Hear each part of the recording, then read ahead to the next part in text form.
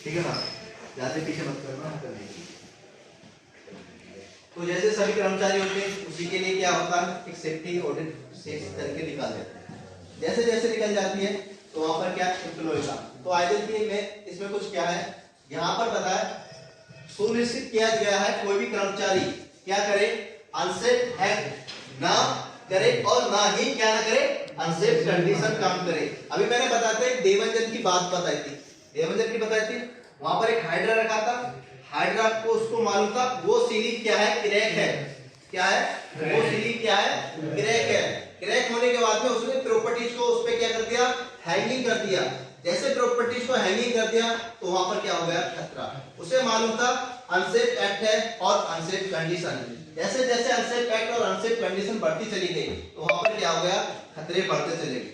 अगर उसको मालूम है सीलिंग प्रॉपर क्या है, ओके है, तो वो नहीं लटकाता। उसने रिस्क लिया, रिस्क लेने के बाद में आपको दिखाया था अभी, पहले क्या था, अनसेफ एक्सीडेंट, अनसेफ कंडीशन, और क्या है फिर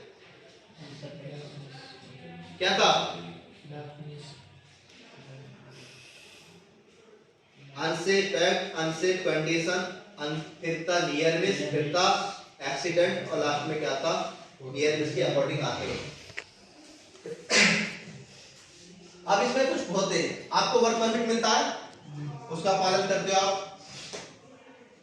किसी भी कार्य करने से पहले आपको पीपीई का प्रयोग करना पड़ता है, पर्सनल प्रोटेक्टिव इक्विपमेंट। उसके बाद में आपको किसी भी कार्य क्षेत्र में गुणवत्ता के अनुसार एक आपको क्वालिटी देखी जाती है कंट्रोल के रूप में, जो आपके कंट्रोल एरिया में आता है, जहां पर क्या होता है, मैनेजमेंट होता है। उस मैनेजमेंट का काम क्या है, वहां पर मैनेज करना।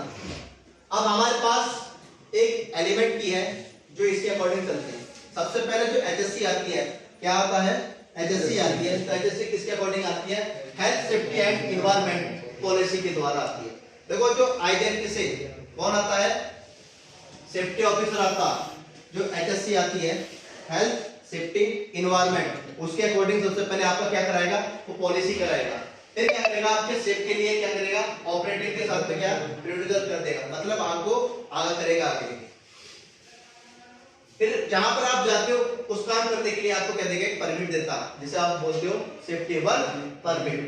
सेफ्टी वर्क परमिट दो प्रकार के होते हैं, पहले होते थे ऑफलाइन और ऑनलाइन। अब जो चल रहा है आपका ऑनलाइन चल रहा है, फोन में क्या आईजेन का ऐप है, आईजेन का ऐप है, आईजेन का ऐप इंस्टॉल करते हैं, उसमें आप अपनी क्या सारी क्या फॉर्मेलिटी पूरी भी करते हो, आपका नाम हो गया, कहां से हो, फादर नेम क्या, स्टेशन क्या, सारी चीज कौन करता है। फिर होता है तुरंत काम करने के बाद में आपको पीपीई दी जाती है, पर्सनल प्रोटेक्टिव इक्विपमेंट दी जाती है। फिर उसके बाद में क्या आपकी इमरजेंसी, ठीक है ना, फिर क्या है आपकी इमरजेंसी हो जाती है।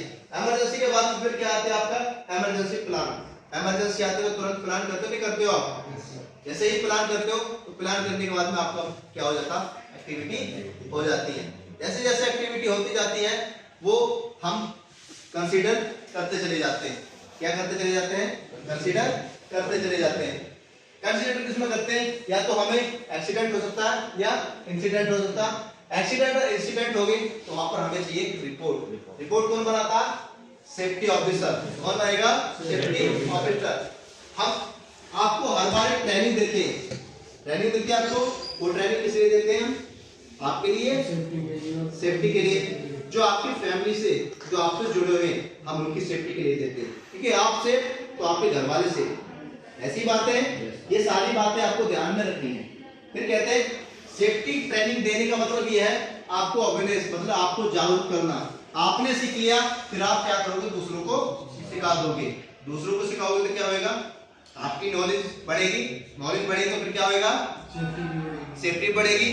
तो इसलिए आपके नीचे जो प्लम्बर काम करते हैं उनसे यही बोलना, पहले ऑलमोस्ट क्या है, पीपीई का यूज करें। बहुत क्या होते हैं पीपीई यूज करते करते